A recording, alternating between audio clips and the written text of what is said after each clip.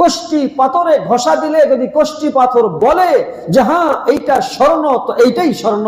যদি কষ্টি পাথর বলে যে এইটা স্বর্ণ নয়, এইটা চিটিগোল, এইটা ভেজাল আছে, এই কথাই ঠিক। আমিনু কামা আমানান নাস, তোমরা ঈমান আনো যেমন ঈমান এনেছেন সাহাবায়ে কেরাম। এই আয়াতে আল্লাহ পাক রব্বুল আলামিন পরিষ্কার ভাবে হযরত সাহাবায়ে কেরামকে সত্যের মাপকাঠি ঘোষণা করেছেন। তাফসীরকারগণ বলেন সাহাবায়ে কেরামকে আল্লাহ পাক এখানে কষ্টি পাথর বানিয়েছেন, মাইল ফলক বানিয়েছেন, মডেল বানিয়েছেন। কষ্টি পাথরে ঘষা দিলে যদি কষ্টি পাথর বলে যে হ্যাঁ এইটা স্বর্ণ, তো এইটাই স্বর্ণ। যদি কষ্টি পাথর বলে যে এইটা স্বর্ণ নয়, এটা চিটিগোল, এটা ভেজাল আছে, এই কথাই ঠিক। সাহাবায়ে কেরাম হচ্ছে কষ্টি পাথর, তারা হলেন সত্যের মাপকাঠি, তারা হচ্ছেন আমাদের মডেল।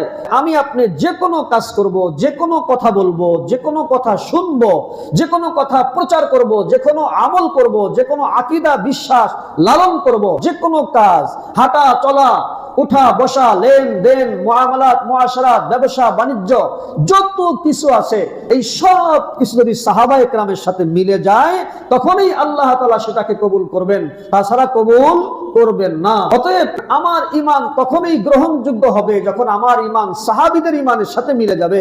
আমার আকীদা তখনই পরিচ্ছন্ন আকীদা হবে, গ্রহণযোগ্য আকীদা হবে যখন আমার আকীদা সাহাবায়ে কেরামের আকীদার সঙ্গে মিলে যাবে।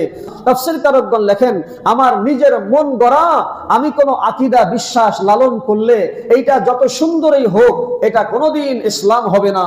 আমার মন গড়া কোনো আমল করলে এটা যত সুন্দরই হোক না কেন এটাকে ইসলাম বলা যাবে না, সওয়াবের কোনো কাজ বলা যাবে না।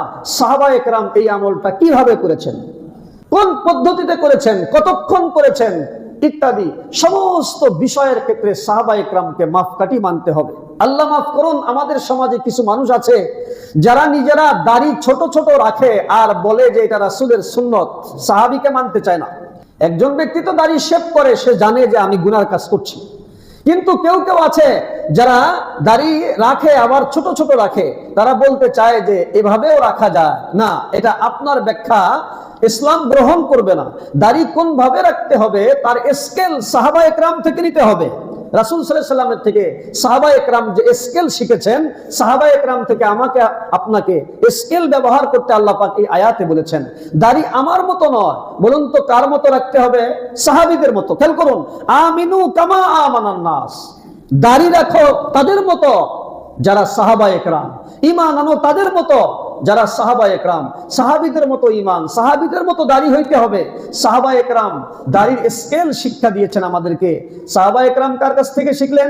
রাসূলের কাছ থেকে শিখেছেন।